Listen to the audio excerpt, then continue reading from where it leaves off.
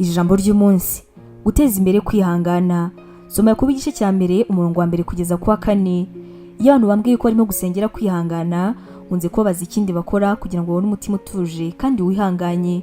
Kwihangana burya ntabwo ari ibintu bita biza ako kanya, ahubwo ni ibintu binyura mu burambe. Tekereza kwihangana nk'igikoresho ugomba gukoresha kugira ngo ubashe kubaka inzu. Kugira ngo byose bigerweho rero, hari ibintu runaka ugomba kubanza ukanyuramo kugira ngo uzabashe kwihangana. Ubushake bwa muntu ni ugutakambira Imana iyo amakuba aje cyangwa se nanone kwitotomba, twariza tugatangira kwishinja, turarwana, twangiza tugashaka uburyo icyo kibazo cyahita gikemuka ako kanya. Icyo twakabaye dukora icyo gihe ni ugushimira Imana. Twakabaye tuvuga tuti igihe kirageze noneho ngo tumenye kwihangana. Abantu ntabwo twatoje gutekereza gutya. Ukurikije Bibiliya, ubu nibwo buryo abakristo bagomba kwakira kugira ngo bazanabashe kwihangana. Yakobo atubwira gutekereza ibigeragezo nk'umunezero, ariko kandi akenshi tunanirwa kuri ibi ngibi. Ntabwo dutegereje Uwiteka ku busa. Dushobora kumushimira igisubizo azazana, dushobora kumushimira ubuzima azahindura, cyangwa se imbuto z'umwuka azakura muri twe. Kwemera ingorane nk'uburyo bwo gukura muri roho ni igitekerezo gikabije muri iyi si. Abayoboke b'Imana bafite impamvu zo kwishima. Ibibazo ndetse n'ibitugusha bitwongerera kwihangana kugira ngo dushobore gushikama ku masezerano ye no gutegereza igihe cya nyacyo Imana izadusubiriza ibibazo byose mu buzima bwacu. Ahangaha niho tuzaba twabashije kwihangana.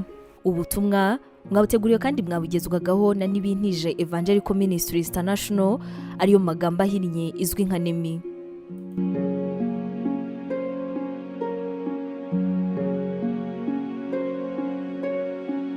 Wabutekereza ko wahamagariwe gukora umurimo w'Imana?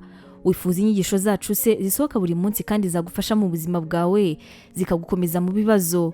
Wumva wifuza kwiga teolojiya ukamenya ijambo ry'Imana, intwaro yagufasha mu buzima? Duhereye kuri iki kibazo cya nyuma, niba igisubizo cyawe ari yego, ngufitiye inkuru nziza cyane. Tugufitiye ishuri rya teolojiya kandi wigira ku buntu. Mu ishuri ryacu harimo porogaramu zitandukanye izirimo nka pastoral studies, uburyo wakwiga kuba umuvugabutumwa mwiza cyane. Tugira kandi biblical studies, iguha amasomo atandukanye ajyanye na Bibiliya. Dufite kandi Christian counseling, inama za gikristo zigufasha mu buzima bwawe kandi zikagukomeza umutima. Kugira ngo ubashe gusobanukirwa neza ibi, wasura urubuga rwacu ari rwo wa#nemibibleinstitute.com, cyangwa se ukaba watwandikira kuri WhatsApp yacu ari ikimenyetso cyo guteranya 141 232 650 34. Twishimiye kuzaganira nawe ku byerekeranye n'ijambo ry'Imana.